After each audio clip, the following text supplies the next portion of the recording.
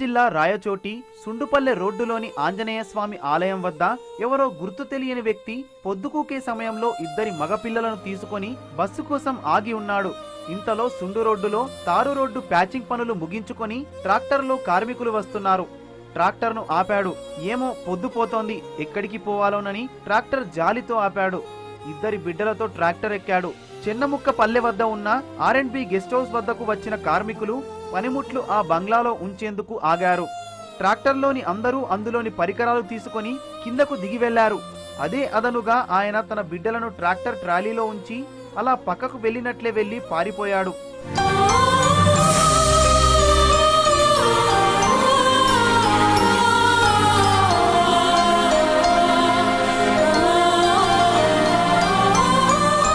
ఎంతసేపటికి రాకపోవడంతో చేసేది లేక ట్రాక్టర్ డ్రైవర్తో సహా కార్మికులందరూ ఆ పిల్లలను పోలీసులకు అప్పగించారు.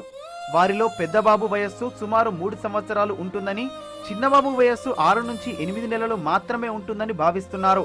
రాయచోటిలో చిన్నపిల్లలను మా సుండుపల్లి ఆంజనేయస్వామి గుడి కాడ వదిలేసి పెట్టినారంటారు.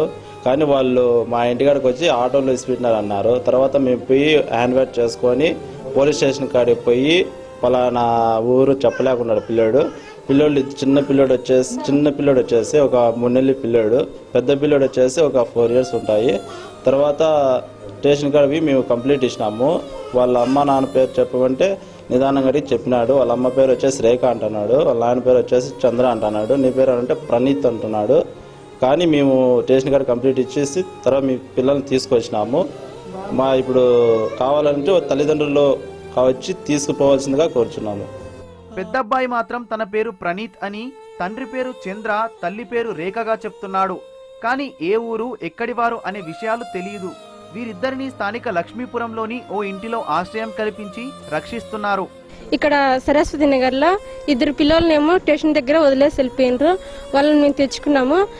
మీ పిల్లలకి ఎటువంటి ఏమీ లేదు, మీరు వచ్చి మీ తల్లిదండ్రులు వచ్చి తీసుకెళ్ళిపోవచ్చు. అక్కడ వదిలేసి వెళ్ళిపోయింది అందరూ అనుకుంటుంటే వెళ్ళామండి. దొరికారు, తీసుకొని అక్కడ సైన్ పెట్టేసి వాళ్ళతో మాట్లాడి తీసుకొచ్చాము.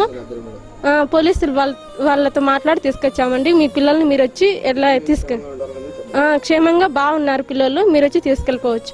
ఎవరైనా గుర్తుపట్టి వస్తే వారికి అప్పగిస్తామని తెలిపారు.